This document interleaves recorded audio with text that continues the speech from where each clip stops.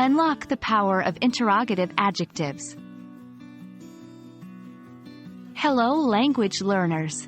Today, we are going to delve into the world of interrogative adjectives. This is an essential piece of English grammar that adds a questioning tone to our sentences. Buckle up and let's get started. Interrogative adjectives are used to modify a noun and to ask a question.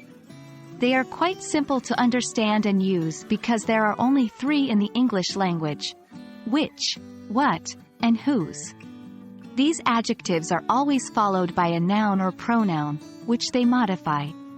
For example, whose book is this? Here, whose is the interrogative adjective modifying the noun, book.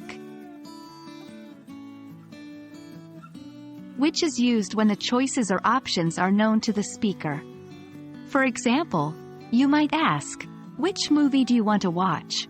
When you are at a movie theater and looking at the list of currently playing movies. The listener knows the options because they can see the list of movies. What is used when the choices are not known or unlimited? For instance, if you ask, what is your favorite book? You're not limiting the person's response to a known list of books. They can answer with any book in the world. Whose is used to ask about possession or ownership. For example, if you see a forgotten umbrella, you might ask, whose umbrella is this? You're asking about the owner of the umbrella. A common mistake is to confuse interrogative adjectives with interrogative pronouns. But remember, interrogative adjectives are always followed by the noun they modify, while interrogative pronouns stand alone. For example, whose is this? Here, whose is an interrogative pronoun, not an adjective.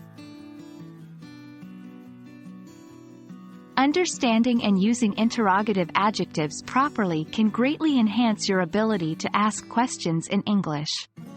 We hope this video has made you more confident in recognizing and using which, what, and whose. Keep practicing, and remember that making mistakes is part of the learning journey. See you in the next video.